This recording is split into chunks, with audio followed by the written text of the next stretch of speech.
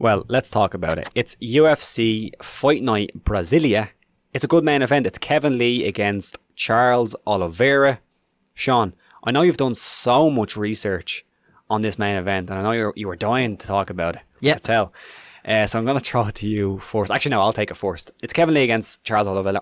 I really like this fight. I think this is a big really, fan really of it when good it was fight. announced. Yeah, when it was announced. Yeah, I completely forgot about it. I remember it being announced and Yeah. thinking, oh, violence.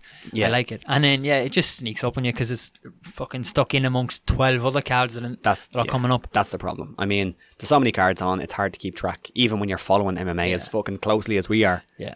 But Jesus. really good matchmaking, really fun fight. Really fun fight. And two guys who, I mean, they have similar career trajectories, right? Charles Oliveira, when he came up, everyone was like, man, this guy is a wizard. He could probably fight for a title. And he was just very inconsistent. And the same thing kind of happened with Kevin Lee. Kevin Lee's the guy who might be Khabib. I know, that was the talk, wasn't it? That was the talk of the Motown. Phenom. Get it? Yeah. That joke. But Kevin Lee lost 2 in a row, went up, had a little experiment at 170, which I still think he should be fighting at. Came back down, looked fine weighing in. I think. Pretty good. Like, he didn't look fine weighing in, he looked terrible weighing in, but he looked good in the fight. Yeah. But it was also early. So he beat Gregor Gillespie by a fucking... he did also look like he had a staff. He did look like, again, he looked like a staff, my fucking hell. So I don't think the weight cut issue or even the weight cut discussion about Kevin Lee is over. I think we still have to talk about that going into this fight. It's only going to get worse as he gets older as well. It is, it's going to get worse. So I think that's still on the table.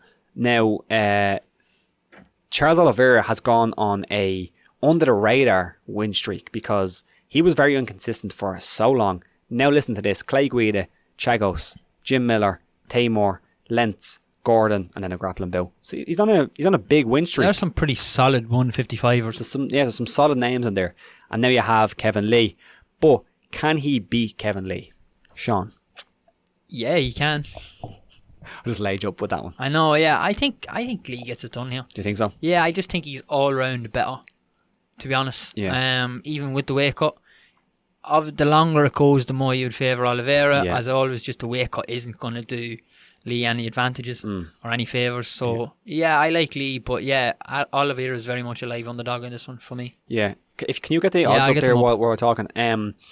Yeah, I would fancy Lee, I think.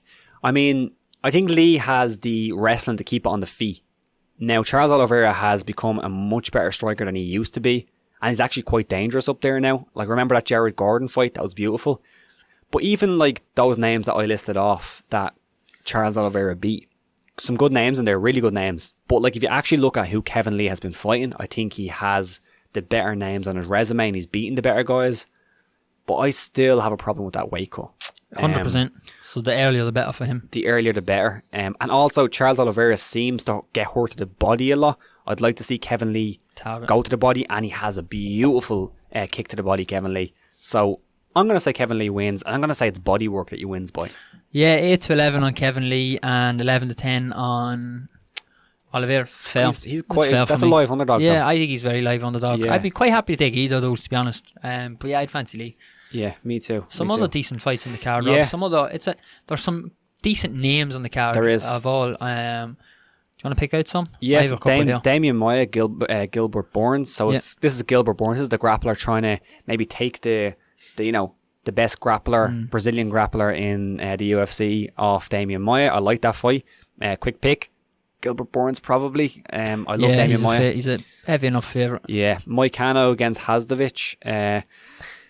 Hasdovich has been good, but this is 55 for Moicano. Is this his first fight at 55? Moicano? I think it might be. Yes. I'd like to see Moicano win. I think he was a very good prospect, and the weight cut was killing him. We'll see what happens there. What jumps out to you? I think I can see one. Yeah, I'm looking at Jussier Famigo and Brandon Moreno. Nice. Johnny Walker and Nikita Krylov, and also two others. Francisco Trinaldo, John McDessie. That's fun. And also Elizu Zaleski dos Santos against Alexei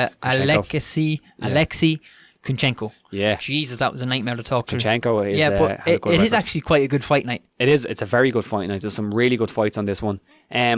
Big story going into it. Johnny Walker. Of course, everyone was like, this guy is going to be the guy to beat John Jones. didn't get it done. Now he's with a really good camp. Let's see what happens. He's with TriStar.